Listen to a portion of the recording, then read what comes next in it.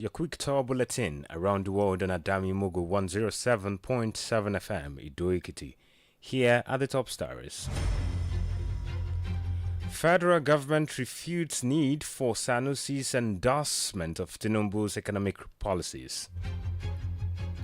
Kenya turns to UAE for railway funds after China caught financing.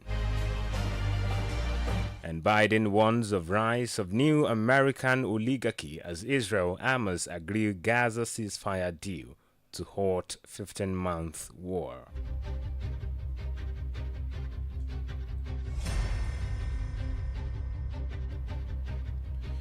Thanks for joining us on on Global Box this afternoon. My name is Oladoyin Ayegbusi. Now the news in detail. We begin from Nigeria, where the federal government says it does not need the Emir of Kano, Muhammadu Sanusi II, to validate economic reforms executed under President Bola Tinubu's administration. Speaking in Lagos yesterday, Emir Sanusi acknowledged the necessity of the reforms but criticized the lack of qualified spokespeople to communicate the policies effectively. To be honest, I can stand here today and I can give a few points that are contrary, a few points that explain perhaps what we're going through and how it was totally predictable, most of it, and maybe avoidable. But I'm not going to do that. I've chosen not to speak about the economy and the reforms, or to even explain anything, because if I explain, it would help this government, and I don't want to help the government. I don't want to help this government. You know, they're my friends. If they don't behave like friends, I don't behave like a friend. So I watch them. In response, Minister of Information Mohammed Idris stated that while the government respects Sanusi's rights to express his opinion, it is disappointing for a leader to withhold support over personal interest. Idris urged prominent stakeholders to instead prioritize national progress, stressing that rebuilding Nigeria requires unity and sacrifice, not divisive rhetorics. And our President Bola Tinubu has announced that the President of the United Arab Emirates, UAE, Mohammed bin Yazid Al Nahyan, has accepted his invitation to visit Nigeria in 2025. Special Advisor on Information and Strategy, Bayo Onanuga, revealed in a State House statement today that President Tinubu extended the invitation to President Al Nahyan during their bilateral talks at the Emirates Palace, Mandarin Oriental in Abu Dhabi. Tinubu arrived in the Abu Dhabi on Sunday as a guest of the UAE president to participate in the Sustainability Week, urged his counterpart to collaborate with Nigeria to strengthen its economy. The fight against climate change is not merely an environmental necessity, but a global economic opportunity to reshape the trajectory of our continent and the global energy landscape. As leaders, stakeholders, and citizens of our planet, we stand at a crucial and critical junction in human history. We have embraced a vision of sustainability that aligns with global aspiration while addressing the local reality. The Sustainability Week is a forum for exchanging ideas to support sustainable development globally and encourage collective action to address challenges such as climate change, water scarcity, and energy crisis. Kenyan President William Ruto has said Kenya has started discussions with the United Arab Emirates to secure financing to complete a regional railway after China cut infrastructure funding to the project. Ruto added that both sides will carry out a feasibility study on the extension of the railway due to its capacity to foster regional integration and promote trade. The railway connecting the Kenyan port of Mombasa with landlocked neighbors as part of China's Belt and Road Initiative ended in the Rift Valley in 2019, 468 kilometers short of the border with Uganda after Beijing withdrew support. And in South Africa, the government is facing criticism for its clampdown on illegal mining that cut off food and water to hundreds of miners on the ground after at least 78 bodies were pulled from a shaft this week. Rescuers worked for a third day in search of survivors after a court ordered their rescue. A police spokesperson said at least 166 people had been rescued alive from the abandoned shaft, as more than 100 others are believed to have died from starvation and dehydration while on the ground. South Africa's Federation of Trade Unions, SAFTU, described the death at the Stilfontein mine located around 97 miles southwest of Johannesburg as an unfounding massacre. Global Box is reaching you live from Adamimogo 107.7 FM. Ido-Ekiti still to come. Biden warns of rise of a new American oligarchy as Israel and Hamas agree Gaza ceasefire deal to halt 15-month war. Please stay with us.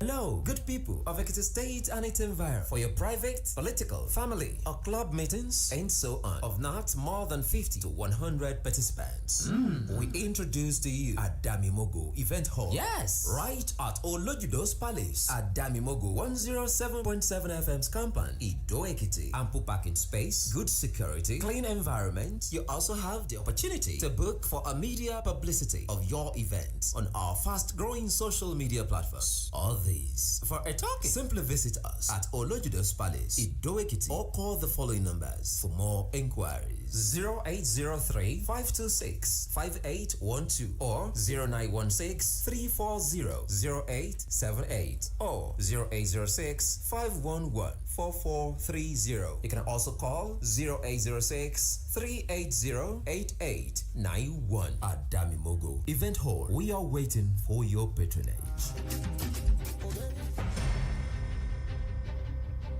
Welcome back and thanks for joining us again. You can subscribe to our YouTube channel and follow us on Facebook via Adamimogo 107.7 FM Ido-Ekiti. For happenings around your news and queries, please contact our newsroom on 0811 801 8242.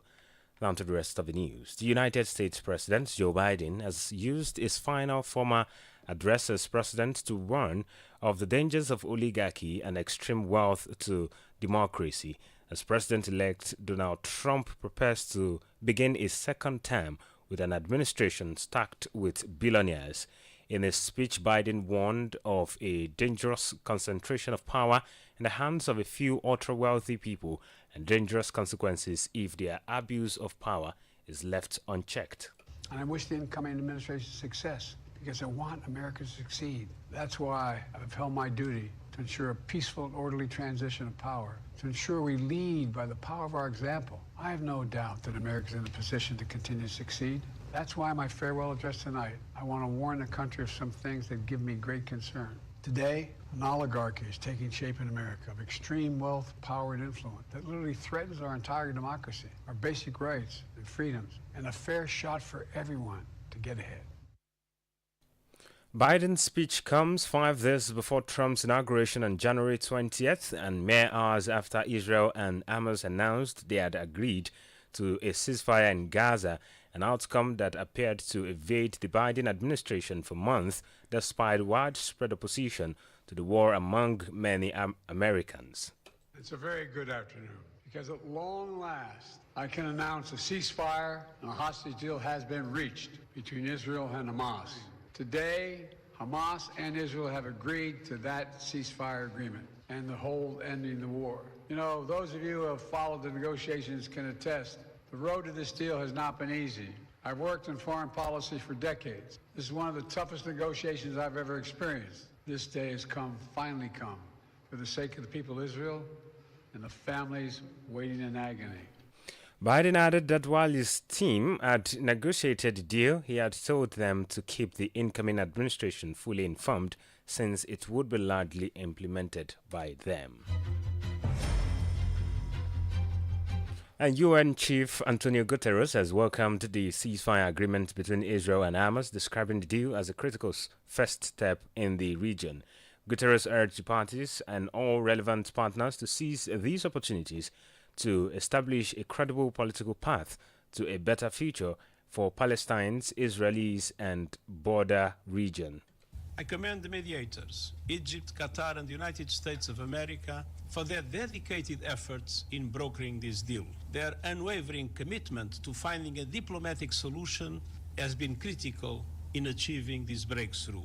I call on all relevant parties to uphold their commitments and ensure that this deal is fully implemented.